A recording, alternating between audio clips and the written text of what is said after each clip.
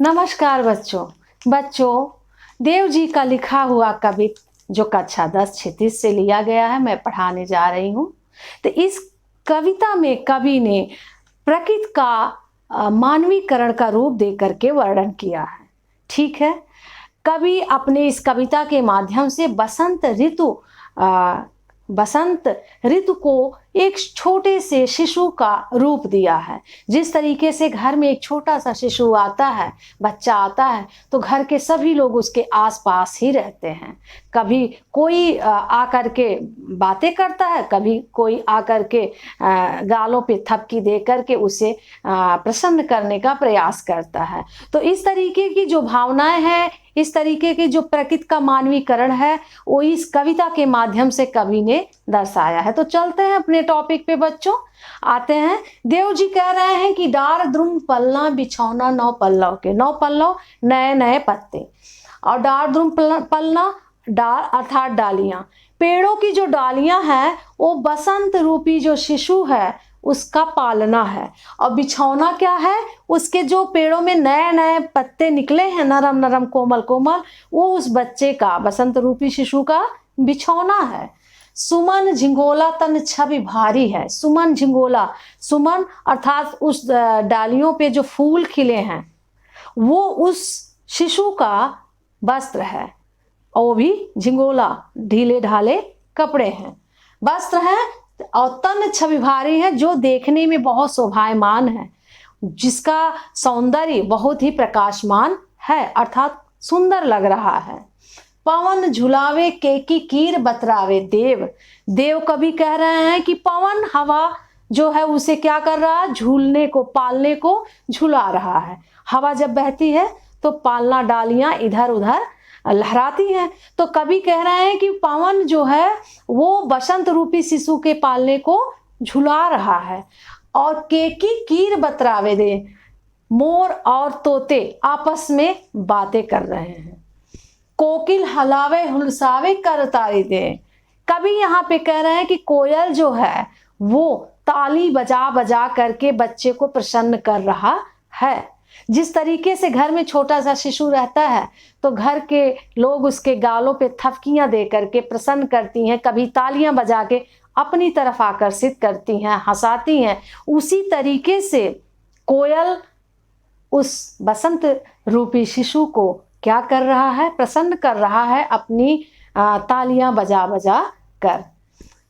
पूरित पराग सो उतारो करे राई नोन, और कंज कली नायिका लतान सिर सारे है। बच्चों आप पहले इस लाइन में देखिए, इस लाइन का भाव समझिए, तब आप दूसरे लाइन का भाव समझिएगा। तो कंज कली नायिका, कंज कली अर्थात कमल की कली, कमल की जो कली रूपी नायिका है, यहाँ पे कंज कली को अर्थात कमल की कली को एक स्त्री का रूप दिया है, नायिका का रूप दिया है।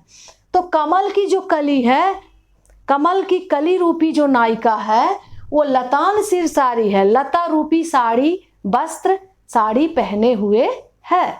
ठीक है। पूरित पराग सो उतारो करे रायनोन, वो कंज कली अर्थात कमल की कली रूपी जो नायिका है वो क्या कर रही है, उस शिशु का, बसंत रूपी शिशु का नजर उतार रही है। कैसे उतार रही है, नमक और राई से। और नमक और राई क्या है, पराग।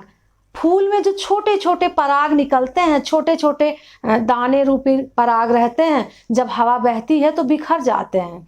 उसी तरीके से कंजकली रूपी जो नायिका है वो नजर उतार रही है बसंत रूपी शिशु का। किससे उतार रही है, नमक और राई से। ठीक है। मदन महीप जू को बालक बसंत ताही। मदन कामदेव, कामदेव राजा जू को बालक बसंत ताही।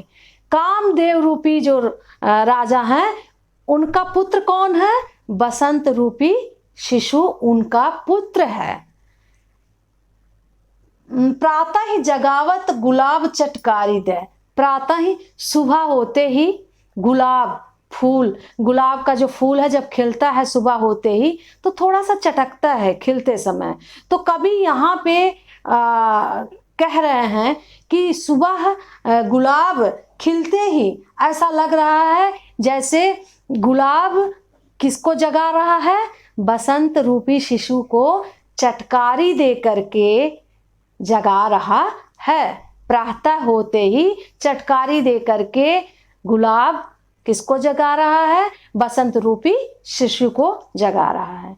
तो बच्चों यहाँ पे मानवीकरण प्रकृति का किस किस का दिया है। जैसे कंज कली को क्या किया है, कमल की कली को एक नायिका का रूप दे दिया है। पराग का, छोटे छोटे फूलों के जो पराग होते हैं वो उसका उपमा का, उसका रूप किसको दिया है, उसका रूप जो है वो नमक और सरसों का दिया है, राई का दिया है। मदन कामदेव रूपी राजा का पुत्र बसंत ऋतु को बताया है। अब प्रातः जगावत गुलाब चटकारी, गुलाब यहाँ पे गुलाब का मानवीकरण किया है। गुलाब जिस तरीके से खिलता है चटकारी दे करके, उसी तरीके से यहाँ पे गुलाब को एक स्त्री का वर्णन कर दिया है, स्त्री रूपी वर्णन किया है कि वो स्त्री क्या करती है, वो चटकारी दे दे करके शिशु को जगा रही है। ठीक है, आगे भी सुमन, झिंगोला सुमन यानी फूल को वस्त्र का रूप दे दिया है। और पवन झुलावे, पवन एक नायक का रूप दे दिया, एक पुरुष का रूप दिया। वो बच्चे के पालना को क्या कर रहा है, वो झूला रहा है। और कोकिल हलावे हुलसावे, कोकिल को भी एक स्त्री का रूप दिया है। कोकिल क्या करती है, ताली बजा बजा करके वो क्या कर रही है, उस शिशु को आप प्रसन्न कर रही है, अपनी तरफ आकर्षित कर रही हैं। तो बच्चों इस तरीके से हमने आपको आज ये कवित्त पढ़ाया और इसके अर्थ और इसके भाव बताए।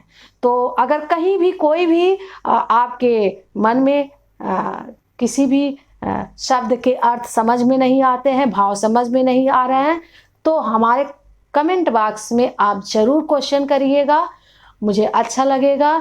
और लाइक और सब्सक्राइब करना मत भूलिएगा। धन्यवाद।